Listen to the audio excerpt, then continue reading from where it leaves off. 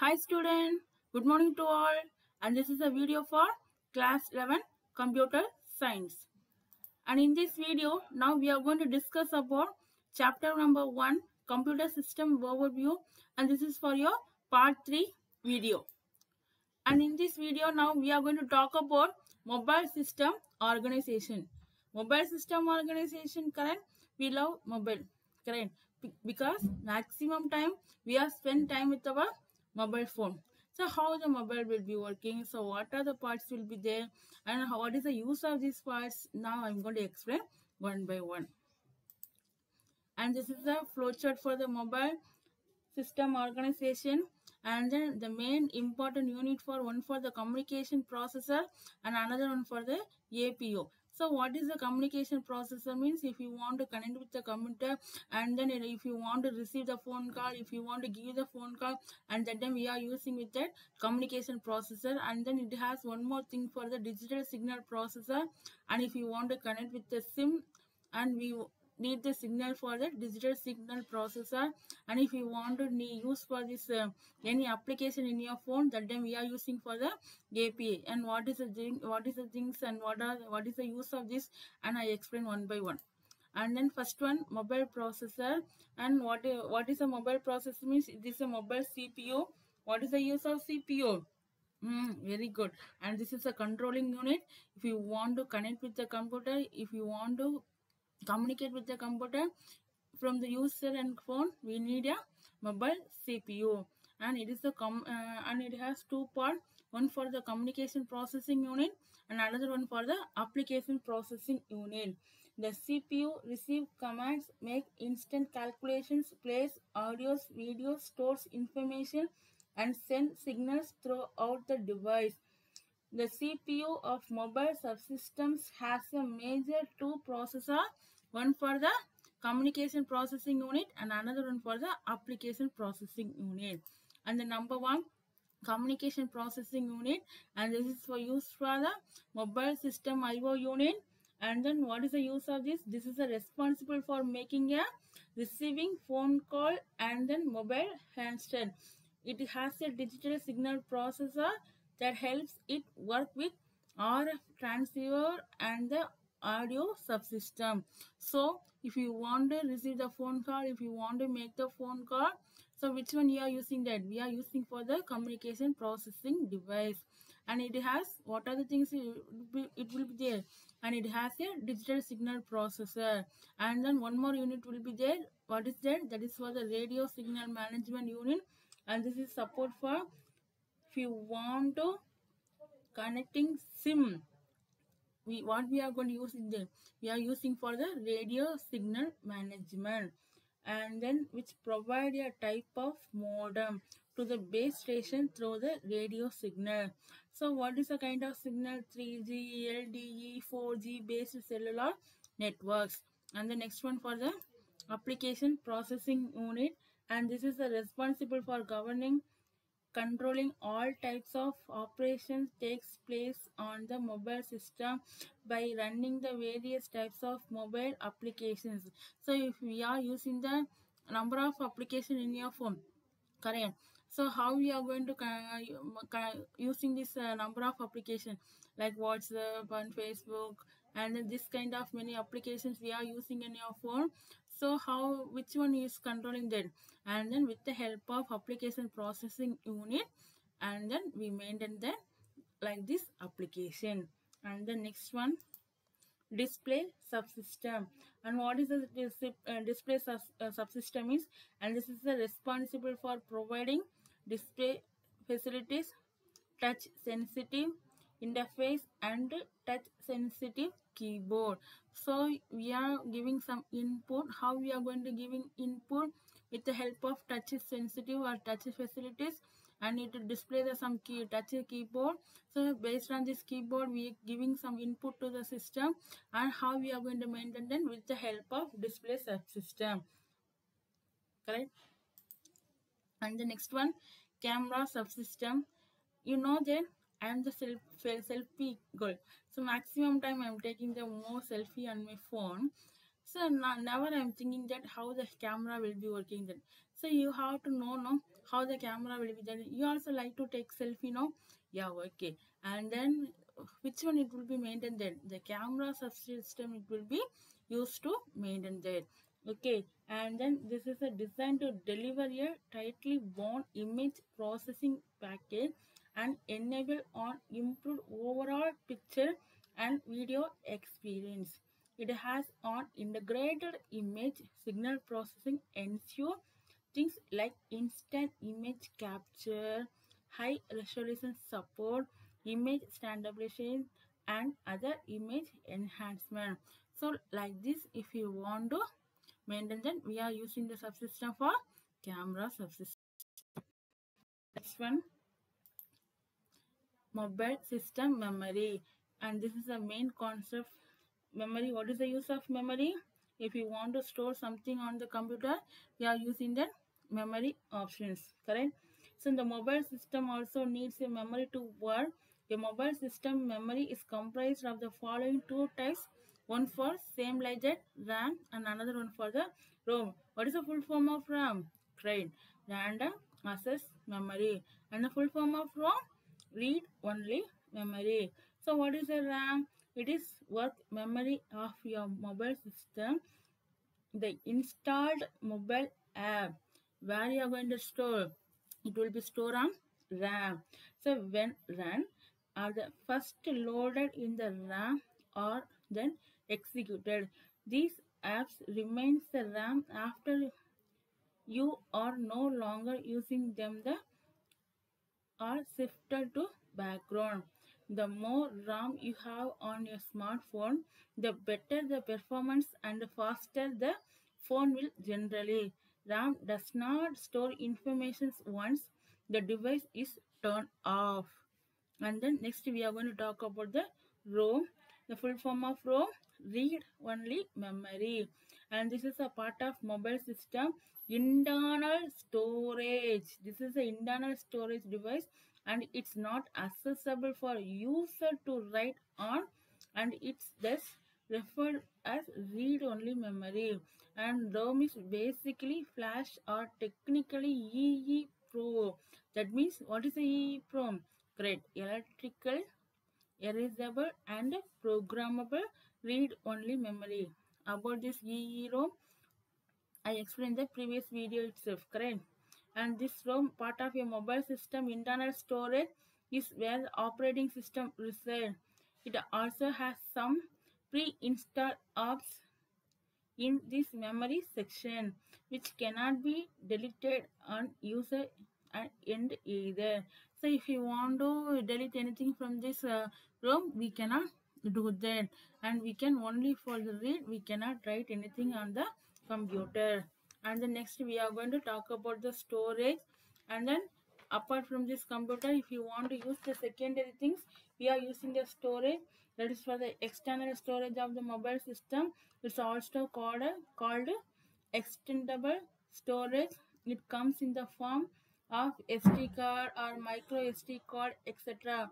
It is a storage which can be removed easily by we and can be used for storing pictures, music, videos, and like to an extent even the cloud storage can also be categorized as external storage.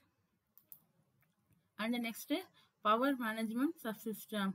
So if you want to use this mobile phone, we need one thing. What is that? Battery, correct? So if you want to use this, if you want to use the mobile phone, the battery want to be need.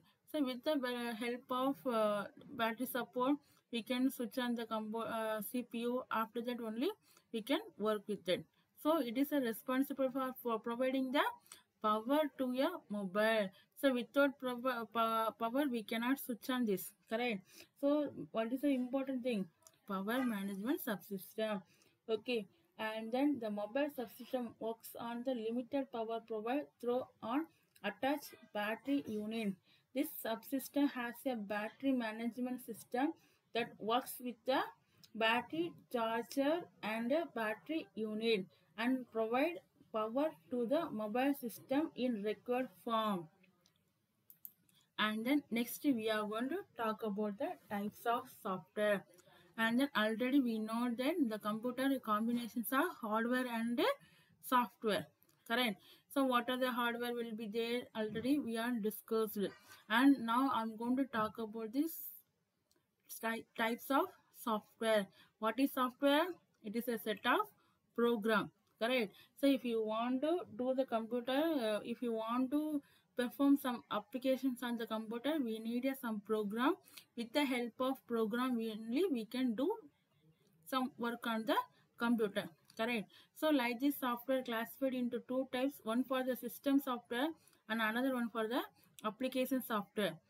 What is system software? First we install want to first we have to install system software, and then only we can install for the application software. So what are the system software will be there? Operating system, system development software, utility program. So these are the system software. And what is application software? User developed program. So what are the program user developed? These are the program comes under only for the application software. So in the example for application package, MS Word, Lotus 123, custom software, etc. So these are the example for the application software.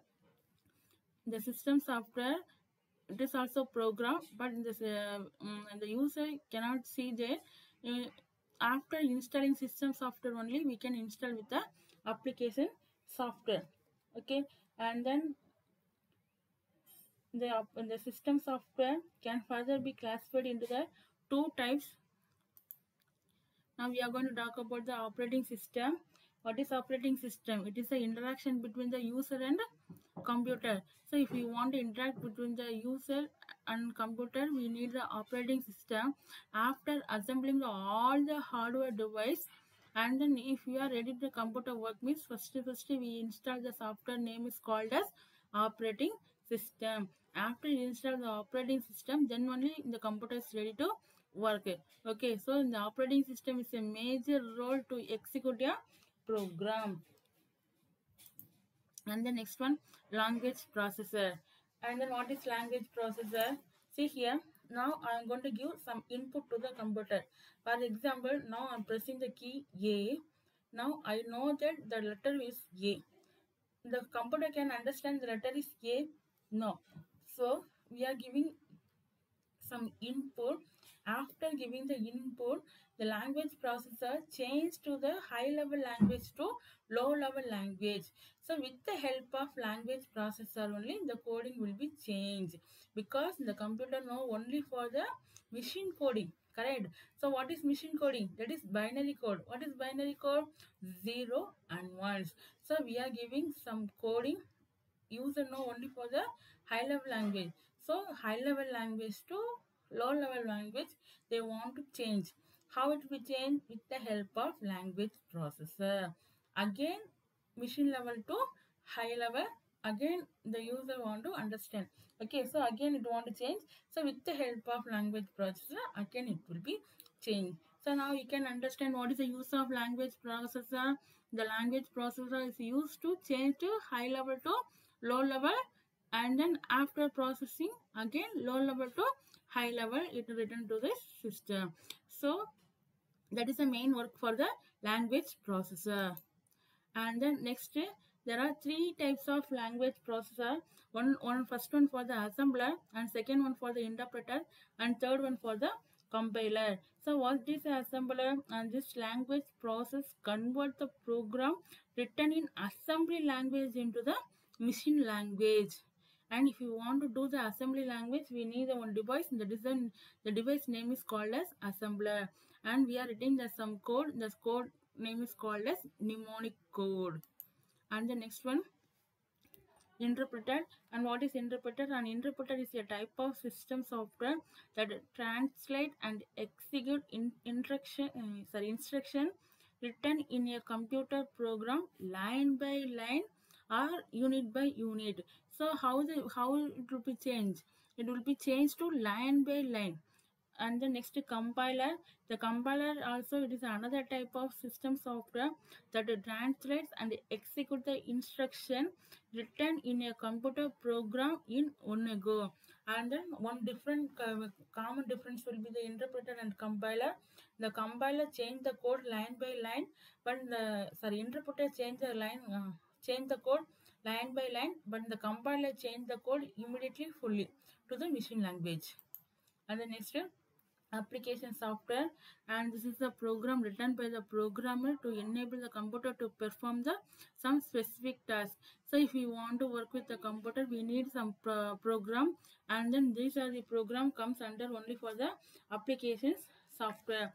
So the application software can further be subdivided into the 4 categories: one for the packages and utilities, customized software, and developer tool. And then these are the program written by the programmer to enable compute to perform a specific task, such as processing words, inventory control, handling calculation and figures, medical accounting, financial accounting, result preparation, railway reservations, billing, etc. And these are the developing with the help of application softwares. And then, so what do you mean by package? And package is one kind of application software, isn't it? Number of things joining together, it is called as package.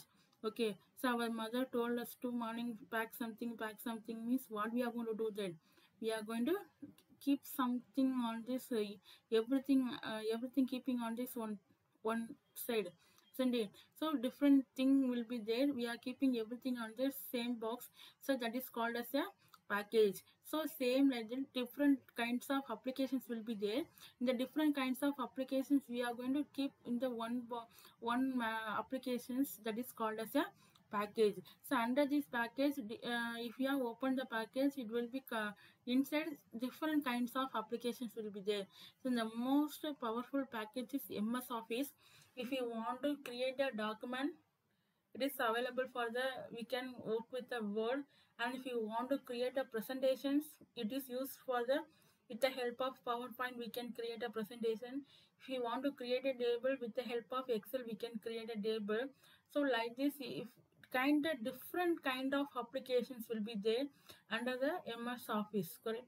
So the MS Office, it is a package example for that.